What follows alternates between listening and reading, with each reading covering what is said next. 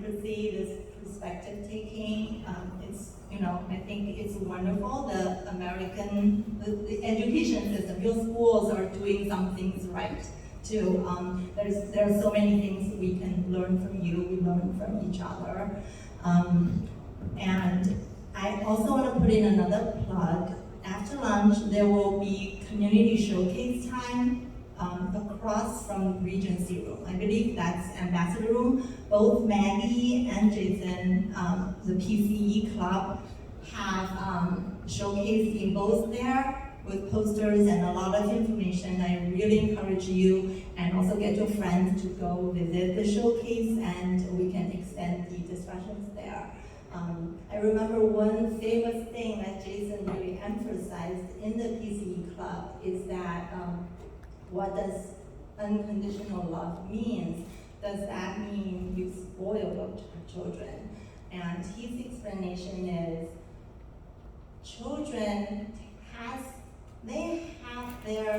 their share of challenges and stresses out in the world, in the school, to handle academics, extracurricular activities.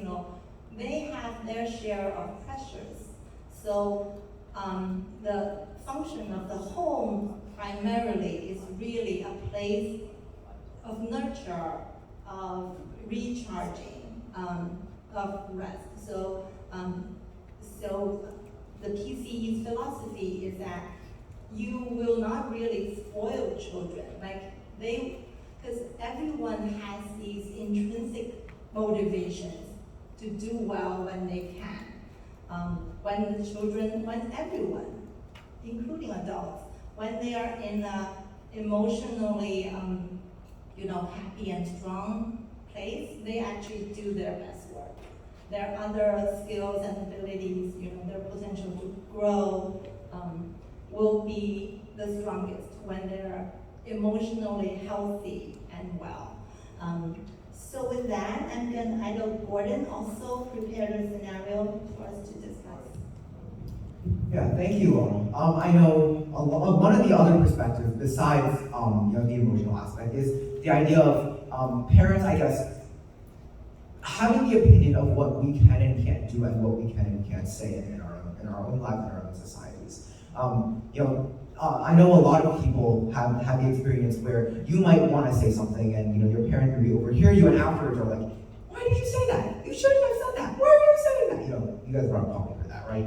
I know for me myself, as you can tell, I like to talk. I'm a very open person. I will share pretty much anything and everything I know about a topic with you if you are interested and you want to listen. I've done that a lot recently with college applications and with getting through high school and not crashing and burning. So sometimes the things I say I think are accurate and that I say to other people, then my parents will be like, why did you say that? Shouldn't you be a little bit more conservative in your recommendation? Why you sound very confident for someone who's only gone through it once. And sometimes I will say, you're right, okay, maybe I shouldn't have said that. Sometimes they'll say, no, absolutely not. I stand firm in my decision. I know what I said, I stand by it, and I have no qualms. But I know for many other families, unfortunately, sometimes the discussions don't go as friendly, shall we say, or as politely as the ones in my household. And I just want to say that in a situation like that, everyone is coming from their own background. Your parents love you, they want the best for you, but they are going off of their own experiences. They only know what they've experienced.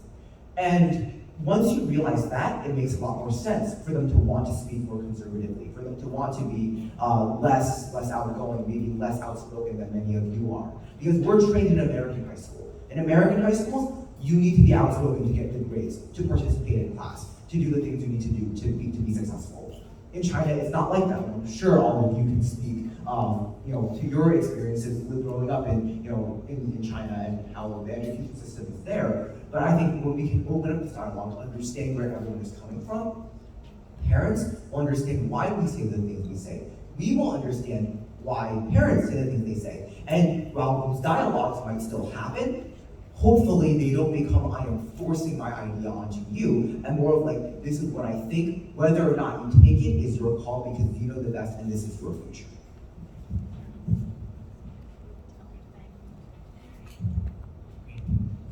So just to pull up the previous one, I forgot to mention that Chinese American parents are often good in another language, the action of service. That's how many of them express their love. Coming back to Gordon's topic, what was it now? The exposure. When I was young, actually, my mom told me, if you have any sort of secret, don't tell anyone. Like when I have a crush with a girl, I don't tell anyone because she told me it's dangerous and you will have severe consequence if you trust people and tell them your secrets. So there's such a like highly risky environment sometimes. It's toxic, and we try to protect ourselves. And also, when you are, I expect you to be obedient, to listen, not to be like, if I speak much, I'll be discouraged. You will speak too much, and it's not appreciated. So there's that kind of environmental setup that discourage speaking and discourage expressing what you be, especially the vulnerable part, so that there's a lack of psychological safety.